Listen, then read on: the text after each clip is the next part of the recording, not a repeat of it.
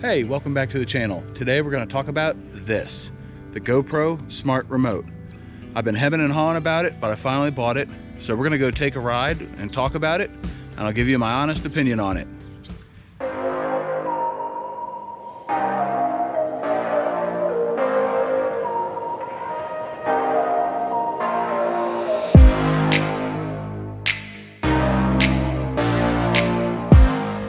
First, I have two mounting options.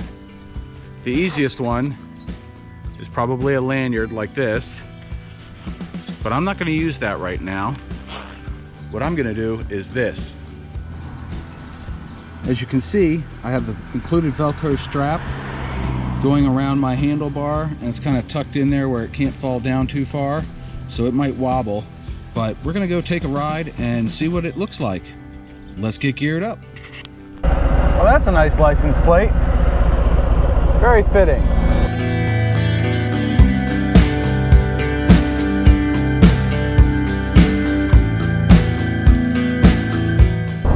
All right, we're coming up on Hawkins Creamery Road.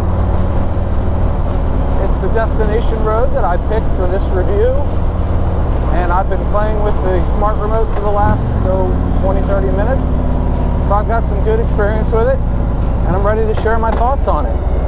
So let's get on Hawkins Creamery here, and we'll talk about the Smart Remote. First off, Hawkins Creamery Road is about 10 minutes to ride. I think it's 8 miles.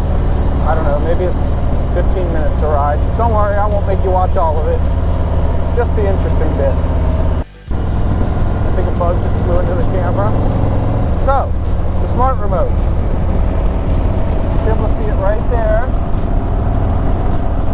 As I ride off the road. It right there. And here's what I think so far.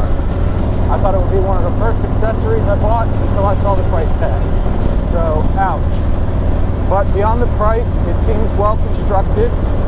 It comes with a charging cable that has a funny end on it, so it securely attaches to the remote.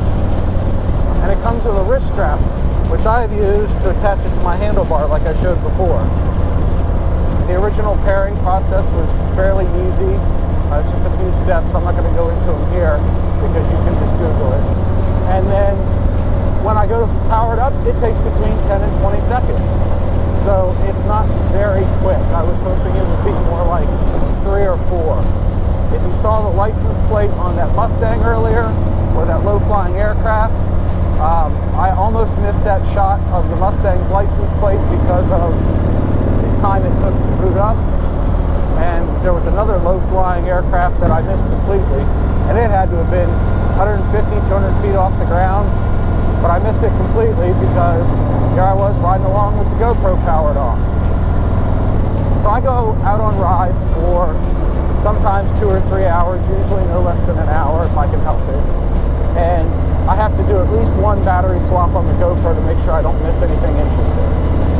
Well, I need a better way to know when the battery is dead, when the camera is actually recording, things like that.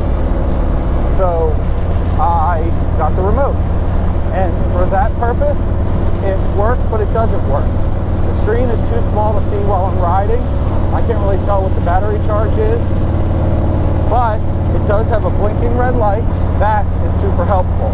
I can't tell you how many times I thought I recorded something and I didn't, because I hit the button on the top of the camera while it's mounted to my helmet, and I was already recording, so it turned it off, and then I didn't get whatever it was I was trying to talk about.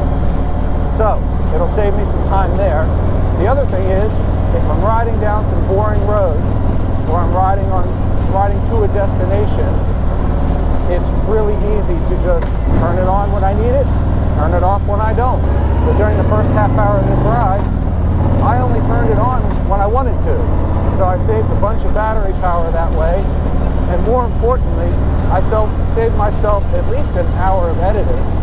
Anytime I edit footage, it usually takes me about twice as long as the footage is to get to a rough cut status. So if I go out and I take 2 hours of footage, it's going to take me 4 hours to get to a rough cut. This is going to help a lot with that. So I'm really happy in that regard. Let's go over the device itself. It's got 3 buttons. one for recording and stopping recording, one for settings, and one for power and mode. So it turns on the camera and switches the camera's mode between video, photo, and time lapse. On the back, there's 2 slots to put the wrist strap in. Here we are at the end of Hawkins Creamery. Okay, so at a light, you can see the power. You can see the screen. That's pretty cool.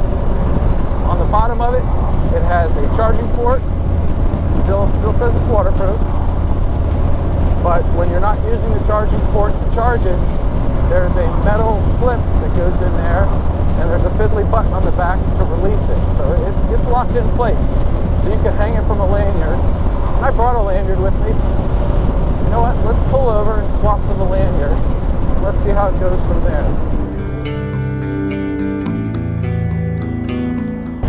Alright, so we switched to the lanyard, and immediately I like that better. It is much easier to reach down, grab the remote, and manipulate it. And I can pull it close enough to me to see the battery charge on the camera. Alright, this thing just got an extra star in my book. That lanyard functionality is going to be key for me moving forward. The buttons, you can use them with gloves on. That's a cool feature. And supposedly it's waterproof, so I don't have to worry about it getting wet in the rain. Something else I've noticed, being on a lanyard, one downside is when you hit 50 or 60 miles an hour, the thing flies around in the air. Another thing I've noticed after riding around for a while is that having the smart remote paired to the camera seems to override the camera's idle shutoff feature.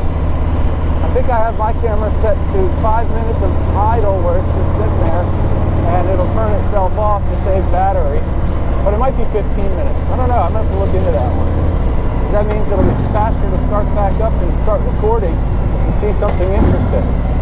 So if you want to leave your camera on but not recording, save a little bit of battery life anyway. Alright, so let's wrap this thing up. Been riding around for like an hour using the smart remote, and here's the gist of it. It's a little overpriced. I think it should be about 50 bucks, like most of the other expensive GoPro stuff. For its functionality, $80 is just a little steep. That said, as a moto vlogger, it does fit my use case, so I will continue using it. Having it on a lanyard is awesome. I think that's going to be way better. I'll have to find a way to keep it from flapping around in the breeze. Overall, I like it. So I will leave a link in the description below if you want to buy one of your own. Alright, I'm going to leave it there. Have a great rest of your day.